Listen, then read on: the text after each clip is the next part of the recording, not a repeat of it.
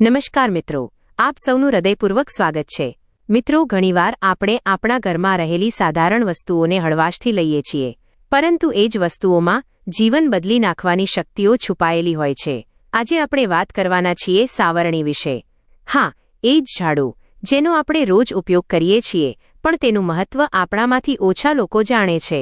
તમે ઘણીવાર સાંભળ્યું હશે કે ઘરમાં તૂટેલું ઝાડુ રાખવું શુભ માનવામાં આવતું નથી, પણ આવું શા માટે? તમે એ પણ સાંભળ્યું હશે કે ઝાડુને ઊભું કરીને રાખવું અશુભ હોય છે, પણ તેનું રહસ્ય શું છે? અને રાત્રે ઝાડુ લગાવવાથી ઘરના લક્ષ્મી રૂઠી જાય છે। શું આ માત્ર કહેવત છે કે તેની પાછળ કોઈ ગહન આધ્યાત્મિક ઊર્જા કાર્ય કરે છે? મિત્રો, આજે આપણે આ બધી વાતોને એક સાચી અને અત્યંત પ્રેરણાદાયક કથાના માધ્યમથી સમજીશું। આ કથા જણાવે છે કે એક સાધારણ ઝાડુ કઈ રીતે કંગાળને ધનવાન બનાવી શકે છે અને ધનવાનને કંગાલ જો તેનો ઉપયોગ યોગ્ય રીતે ન કરવામાં આવે। આ પ્રાચીન કથા આપણને શીખવે છે કે ઘરની સાફ સફાઈ માત્ર સ્વચ્છતા નથી હોતી, પણ તે સકારાત્મક ઊર્જાને આમંત્રિત કરવાનું માધ્યમ છે। આપણા ઋષિ મુનિઓએ ઝાડુને માત્ર ધૂળ હટાવવાનું સાધન નથી માન્યું, પણ તેને એક આધ્યાત્મિક ઉપકરણ ગણાવ્યું છે। કહેવાયું છે કે જ્યારે મનુષ્ય પોતાના ઘરની ગંદકીને દૂર કરે છે, ત્યારે તેના જીવનની નકારાત્મકતા પણ સ્વયં હટવા લાગે છે। સંતના ઉપદેશની કથા। હવે આવો એ મહાન અને જ્ઞાન આપનારી કથા પર જઈએ। એક સમયની વાત છે। એક સંત મહાત્મા પોતાના પ્રવચનમાં બેઠા હતા અને તેમની સામે સેંકડો ભક્તો એકાગ્ર થઈને સાંભળી રહ્યા હતા। સંત ધીમે ધીમે સ્મિત કરતા બોલ્યા, મારા બાળકો, સંસારમાં 3 વસ્તુઓ એવી છે જેને લોકો સાધારણ સમજીને સૌથી વધુ અવગણે છે। તે છે પાણી, હવા અને ઝાડુ। હવા વડે જીવન ચાલે છે, પાણીથી શરીર પવિત્ર થાય છે અને ઝાડુથી ઘરનું ભાગ્ય સાફ થાય છે। જે ઘરમાં ઝાડુનો આદર નથી, ત્યાં લક્ષ્મીનો વાસ પણ નથી થતો। ભીડ મંત્રમુગ્ધ થઈને સાંભળી રહી હતી। સંત આગળ બોલ્યા, ઝાડુ માત્ર ઘરની ધૂળ નથી હટાવતું, તે મનની મેલ પણ દૂર કરે છે। પરંતુ જો એ જ ઝાડુને તમે તૂટેલા ફૂટેલા રૂપમાં રાખશો, રાત્રે ઉપયોગ કરશો કે તેને ખોટી દિશામાં રાખશો, તો એ જ ઝાડુ તમારા ઘરમાંથી સુખ શાંતિ ખેંચીને લઈ જશે। યાદ રાખશો, દરેક વસ્તુમાં ઊર્જા હોય છે અને ઝાડુની ઊર્જા ખૂબ જ તીવ્ર માનવામાં આવી છે। સંતનો અવાજ વધુ ગંભીર થયો, આ ઝાડુનું સન્માન કરો, તેને યોગ્ય સ્થાન પર રાખો, તેને પવિત્ર સમજો। જે લોકો આવું કરે છે તેમના ઘરમાં ક્યારેય દરિદ્રતા ટકતી નથી। અને પછી તેઓ ભક્તો તરફ જોઈને બોલ્યા, ઝાડુ લગાવતી વખતે આ મંત્ર બોલજો, ઓમ રૌદ્ર કે ગિરી કે નમઃ। મહાત્માજી જ્યારે આ રહસ્ય જણાવી રહ્યા હતા, ત્યારે દરેક શ્રદ્ધાળુ તેમની વાણીમાં ડૂબી ગયો હતો। સંતની વાણીમાં ગંભીરતા, શબ્દોમાં તેજ અને અંતર્મનમાં કરુણા હતી। ત્યારે પાછળ બેઠેલી એક જિજ્ઞાસુ મહિલાએ બંને હાથ જોડીને ધીમેથી પૂછ્યું, બાબા, ઝાડુ અને માતા લક્ષ્મી વચ્ચે એવો શું સંબંધ છે કે સફાઈ રાખવાથી દરિદ્રતા દૂર થાય છે? મહાત્માજીએ પોતાની કરુણામય દૃષ્ટિ તે મહિલા તરફ નાખી, હોઠ પર હળવું સ્મિત આવ્યું અને તેઓ ધીમે ધીમે બોલ્યા, દીકરી, તારા પ્રશ્નનો ઉત્તર એક કથાથી મળશે। સાંભળ, હું તને 2 સ્ત્રીઓની એક એવી સાચી અને પ્રેરણાદાયક કથા સંભળાવું છું, જેને સાંભળીને તું પોતે જ સમજી જઈશ કે ઘરની પવિત્રતામાં જ લક્ષ્મીનો વાસ શા માટે હોય છે। કથાનો પ્રારંભ। 2 પડોશણો। બહુ સમય પહેલાની વાત છે। એક સુંદર પહાડી ગામમાં 2 પડોશણો રહેતી હતી। બંને પરિણીત સ્ત્રીઓ હતી, પણ સ્વભાવ અને આદતોમાં એકબીજાથી તદ્દન અલગ। પહેલીનું નામ સુશીલા હતું। સુશીલા જેટલી સરળ અને મૃદુભાષી હતી, તેટલી જ મહેનતી અને સ્વચ્છતા પ્રેમી પણ હતી। તે રોજ વહેલી પરોઢે સૂર્ય ઉગે તે પહેલા ઉઠી જતી। સૂરજની પહેલી કિરણો આવે તે પહેલાં જ તેનું આંગણું ચમકી ઉઠતું, કારણ કે તે સૌથી પહેલા આખા આંગણામાં ઝાડુ લગાવતી। સુશીલા માનતી હતી કે સ્વચ્છતા માત્ર શરીર અને ઘરની નહીં, પણ મન અને આત્માની શુદ્ધિનું માધ્યમ છે। ઝાડુ લગાવતી વખતે તે ભગવતી લક્ષ્મીનું સ્મરણ કરતી અને ધીમે ધીમે મધુર સ્વરે મંત્ર જપતી, શુદ્ધે શુદ્ધે મહાદેવી માર્જની હસ્તે શુભે, દરિદ્રતા વિનાશાય પુણ્યમ દેહી નમોસ્તુતે। તેને લાગતું કે તે માત્ર ધૂળને નહીં, પણ પોતાના મનની મેલ, આળસ અને નકારાત્મકતાને પણ બહાર કાઢી રહી છે। આ જ સ્વચ્છતા, આ જ શ્રદ્ધા અને આ જ સંતોષના કારણે તેનું ઘર હંમેશા ઉજ્જવળ, શાંત અને સુખ સમૃદ્ધિથી ભરેલું રહેતું હતું। હવે બીજી પડોશી હતી મીના। મીના સુશીલાની જ ઉંમરની હતી, પણ સ્વભાવમાં જમીન આસમાનનો ફરક હતો। મીના ઘણી આળસુ, બેદરકાર અને ચીડિયા સ્વભાવની હતી. સવારે મોડે સુધી સૂવું, ઉઠીને ફરિયાદો કરવી, ઘરનું કામ ટાળવું, સાફ સફાઈથી જીવ ચોરવો, આ બધું તેની રોજિંદી આદતો હતી. મીનાના ઘરના આંગણામાં અવારનવાર કચરાના ઢગલા દેખાતા, ખૂણાઓમાં જાળા લાગી જતા.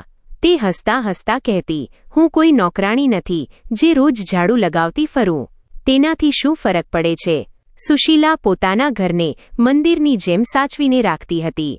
ઝાડુ લગાવ્યા પછી તે હંમેશા ઝાડુને આંગણાના એક ખૂણામાં પાછળની તરફ એવી રીતે રાખતી કે કોઈ મહેમાનની નજર તેના પર ન પડે. સુશીલા ક્યારેય ઝાડુને પગે અડકવા દેતી નહોતી. પણ મીનાનો હાલ બિલકુલ ઉલટો હતો. તે ઝાડુને ગમે ત્યાં, ગમે ત્યારે ફેંકી દેતી. ક્યારેક આંગણાની વચ્ચે પટકી દેતી તો ક્યારેક દરવાજા પર છોડી દેતી. તેનું ઝાડુ એટલું જૂનું થઈ ગયું હતું કે તે તૂટી ગયું હતું. તેમ છતાં મીના નવું ઝાડુ લાવવાને બદલે એ જ તૂટેલા ઝાડુથી કામ ચલાવે રાખતી હતી. સુશીલાએ ઘણીવાર તેને સમજાવ્યું, બહેન, તૂટેલા ઝાડુથી વાળવું અશુભ હોય છે, તેને બદલી નાખ. પણ મીના હસીને વાત ટાળી દેતી, અરે આ બધું અંધશ્રદ્ધા છે. મારી પાસે ફાલતુ સમય નથી આ વાતો માટે. સમય પોતાની ગતિએ આગળ વધતો રહ્યો. સુશીલા પોતાના નિયમ અને અનુશાસન પર અડગ રહી. દરરોજ સવારે સ્નાન પછી તે પૂરા મન, પૂરી શ્રદ્ધા સાથે ઘરને વાળતી, પોતું કરતી અને તુલસી પર તાજું જળ ચડાવી દીવો પ્રગટાવતી. તેના ઘરમાં હંમેશા એક પવિત્ર, શાંત અને દિવ્ય વાતાવરણ બની રહેતું.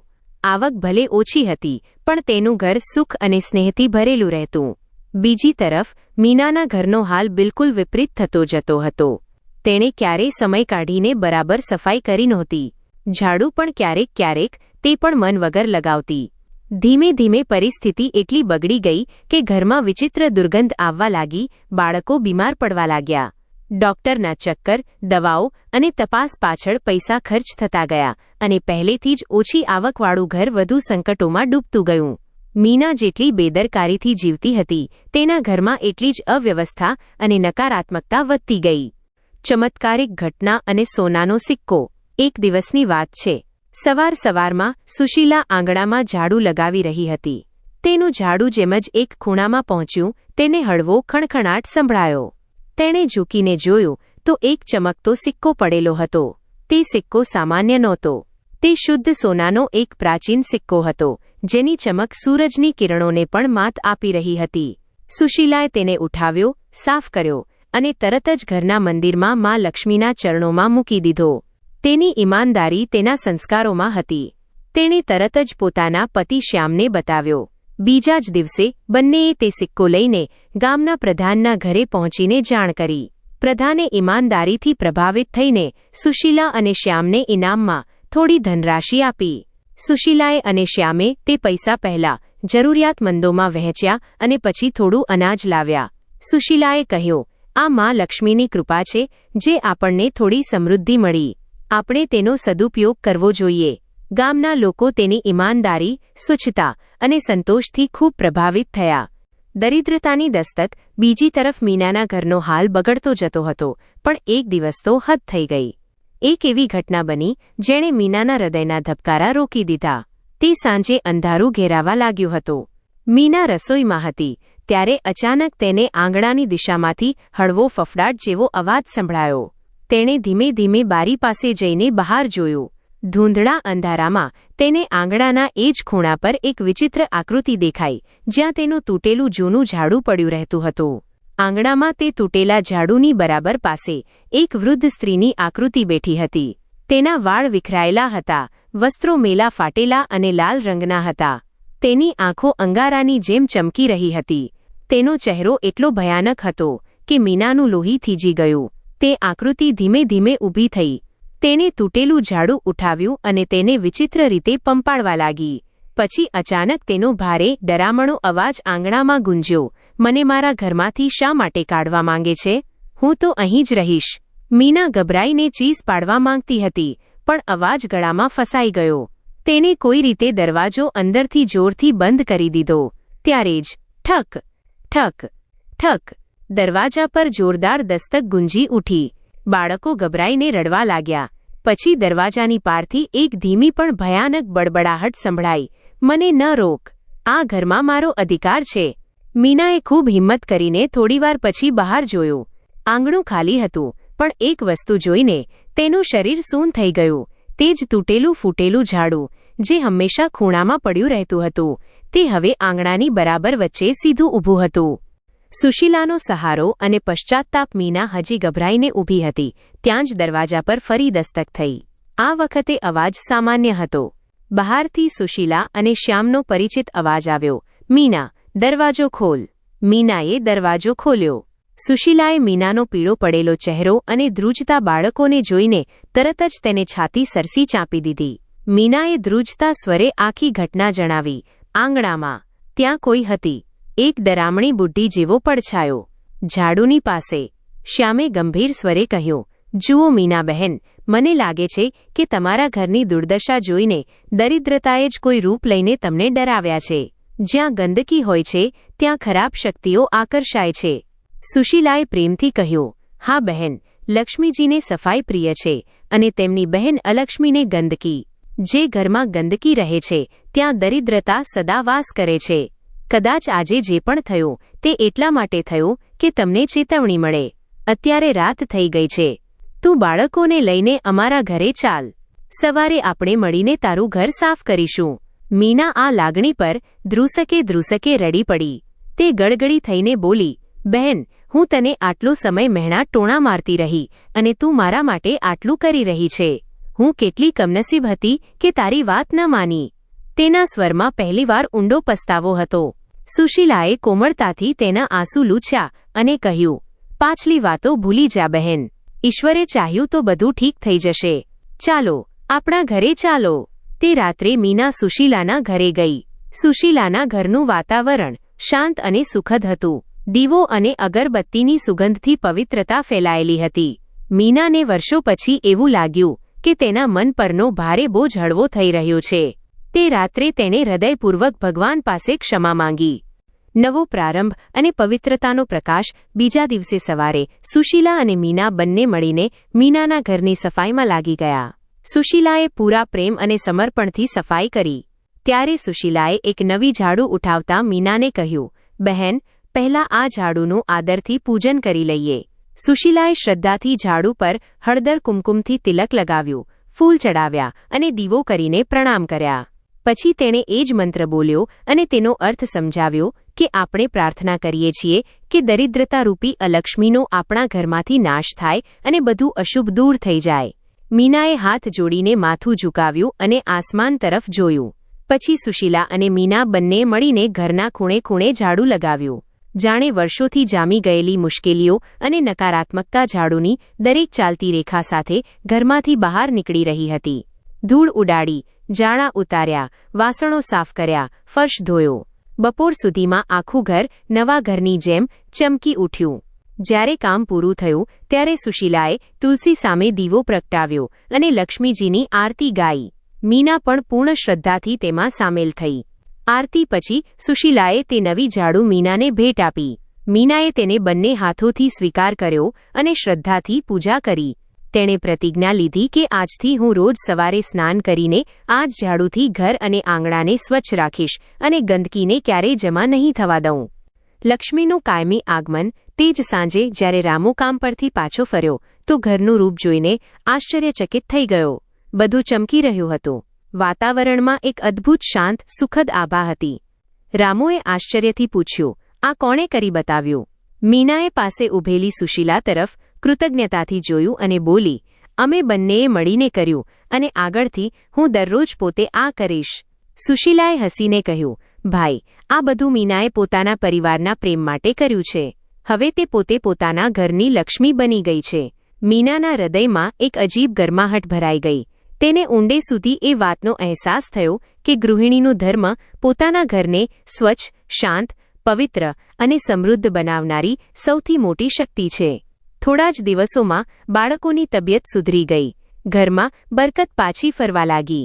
રામુને ગામની પાસેના કસ્બામાં એક સારું કામ મળી ગયું. મીનાના મનમાં પણ ઉમંગ જાગી. જ્યાં પહેલા તેને ઘરનું કામ બોજ લાગતું હતું ત્યાં હવે તે ઘર તેને પોતાનું મંદિર લાગવા માંડ્યું. મીનાનું ઘર હવે સુખી, સ્વસ્થ અને પ્રસન્ન હતું. જીવનમાં એક નવી રોશની ભરાઈ ગઈ હતી. થોડા અઠવાડિયા પછી ગામમાં એ જ સંત મહાત્મા ફરી પધાર્યા, જેમનું પ્રવચન સાંભળવા લોકો પહેલા પણ પહોંચ્યા હતા. આ વખતે મીના પોતે દોડતી તેમની પાસે પહોંચી. સંતે તેને જોતાં જ ઓળખી લીધી. તેઓ હસ્યા અને બોલ્યા, દીકરી, તારા ચહેરા પર આજે નવું તેજ છે, શું વાત છે? મીના તેમના ચરણોમાં ઝૂકી ગઈ. આંખોમાં આંસુ અને અવાજમાં ભક્તિનો ભાવ હતો.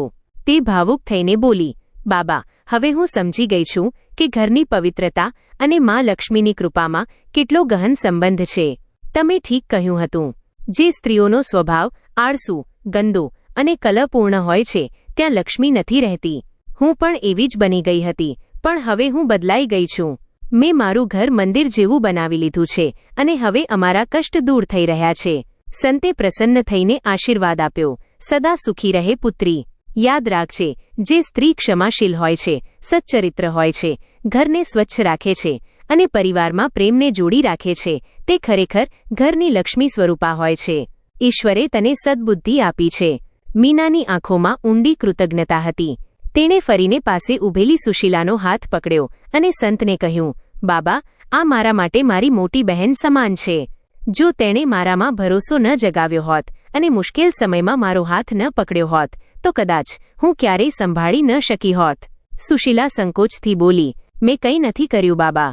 આ બધું મા લક્ષ્મીની કૃપા અને તમારી કથાનો જ અસર છે.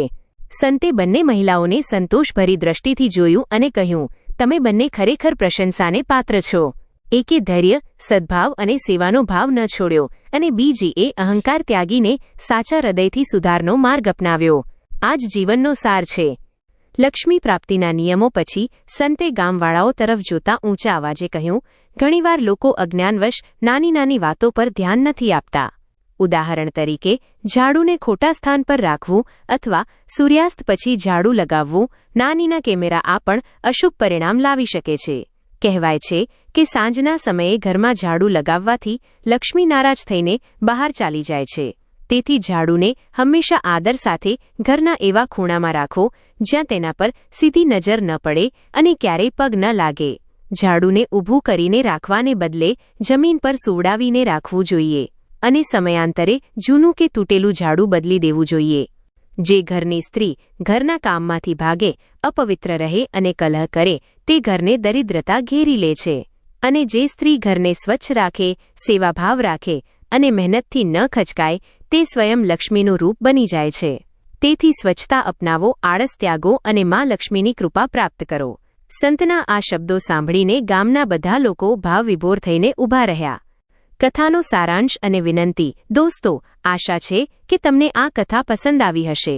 આ કથામાંથી આપણને શીખ મળે છે કે ઘરની સ્વચ્છતા માત્ર બાહ્ય સફાઈ નહીં, પણ આંતરિક સુખ શાંતિનો પણ આધાર છે. મા લક્ષ્મીની કૃપા મેળવવા માટે આપણે આપણા ઘર અને મન બંનેને સ્વચ્છ રાખવા જોઈએ.